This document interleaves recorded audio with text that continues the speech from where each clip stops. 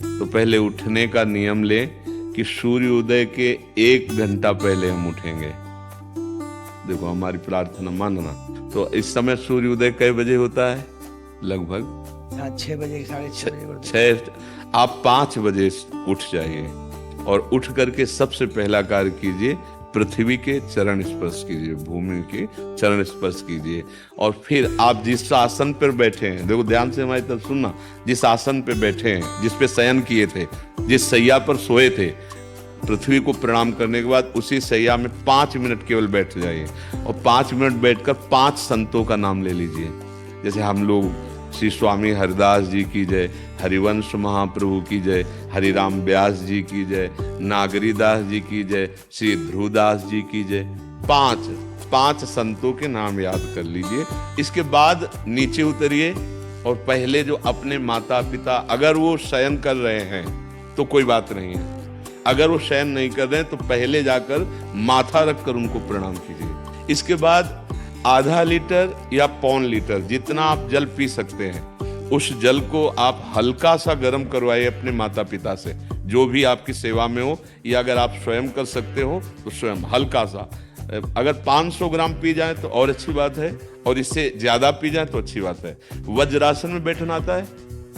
वज्रासन जानते हो आप लोग? देखो वज्रासन, वो देखो बैठ रहे हैं, ये दोनों पैरों को ऐसे करके इससे बैठकर जल पिया जाए। ये आपके ब्रह्मचर्य की रक्षा करेगा, कब्ज नहीं होने देगा और आपके मस्तिष्क की गर्मी को ठंडा करेगा। ऐसे वज्रासन में बैठकर धीरे धीरे 5 या 10 मिनट में जल पिया जाए, एकदम न पिया जाए। गिलास में लेकर के 500 ग्राम जल धीरे धीरे उसको पिया जाए। फिर इसके बाद आपको 100-200 कदम टहलना है। फिर इसके बाद आप शौच जाइए।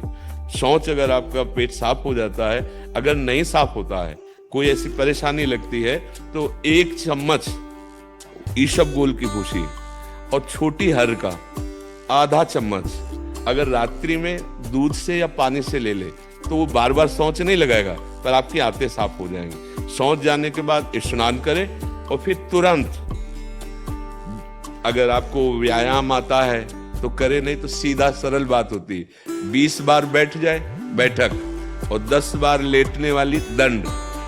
और इसके बाद जो अनुलोम विलोम, जो इसे खींचे इसे छोड़ दे, इसे खींचे इसे छोड़ दे, इसके बाद दोनों हाथ ऐसे करके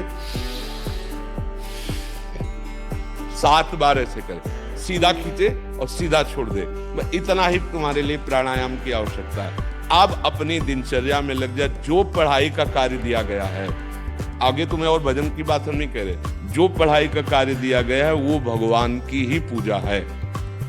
आपकी दिनचर्या जो आपको अपने गुरुजी या टीचर जी को जाके प्रमाणित करनी है, कल जो पढ़ाई गई थी आज के लिए, वो आप सुबह सुबह उस समय व्यायाम के बाद, तो आप देखना आपकी स्मृति बहुत प्रवीण हो जाएगी। अच्छा, ये आपकी प्रातःकालीन दिनचर्या है। जब आप अपने गुरुदेव के पास स्कूल जाएं, तो हमें आजकल का तो अब पता नहीं, पर हम लोग जब जाते थे तो अपने गुरुजी को प्रणाम करते थे। तो जो स्कूल में आपको पढ़ाई पढ़ा रहे हैं वो तो बात है, अब आपको जो हम खास बात बताना चाहते हैं वो कि देखो अभी छोटे छोटे बच्चे हो, बच्चों में कुछ बच्चे ऐसे गंदे बच्चे होते हैं जिनके गंदी बातें दिमाग में आ जाती हैं और गंदी बातें वो करने लगते हैं आचरण में। आप लोग इतना तो जानते ही होंगे कि गंदी बातें किसे कहते हैं। आप लोगों के पास अगर मोबाइल है तो कभी गंदी बात देखना नहीं। कोई भी बच्चा अगर गंदी बात दिखाए तो अपने टीचर से या अपने माता पिता से जाके शिकायत करनी चाहिए, वो बहुत हानिकारक होती है। कभी कोई भी गंदी बात अपने द्वारा नहीं होनी चाहिए। अभी आप नवीन जीवन धारण किए हुए हैं, आप भगवान की प्राप्ति, देश की भक्ति और बहुत अच्छे अच्छे पदों में जा सकते हैं। अच्छे पवित्र आचरण और पवित्र संस्कार। ब्रह्मचर्य के लिए गंदे बच्चों का संग त्याग करना, गंदी कोई ऐसी हरकत सिखावें या बात सिखावें तो उसको सुन करके छुपा नहीं लेना, तुरंत अपने टीचर से बताना या अपने माता पिता से बताना, और ऐसे बच्चे का कभी संग नहीं करना। और रात्रि के सोते समय ये जरूर ध्यान देने वाली विशेष बात है, रात्रि के सोते समय जो भगवान का नाम प्रिय, जैसे इन लोगों ने आप लोगों को बताया राधा वल्लभ श्री, तो सोते समय बस प्रार्थना करो कि हे प्रभु, आज दिन हमारा जो भी गलती हुई हो वो हमको आप प्रार्थना करते हैं कि आप हमें समझाओ क्या हमसे गलती हुई। अगर पूरी दिनचर्या में ऐसा लग रहा है हमसे कोई गलती नहीं, तो भगवान सुबह से अभी तक हम सोने जो जा रहे हैं ये पूरा समय आपको समर्पित। आप देखना, इसका फल देखना, एक तपस्वी की तपस्या का जो फल होता है ना, उसका ये फल मिलेगा। और सोते समय बस राधा वल्लभ श्री हरिवंश, राधा वल्लभ श्री हरिवंश, इधर उधर ना सोचते हुए, ना मोबाइल देखते हुए, ना कोई गंदी बात मन में।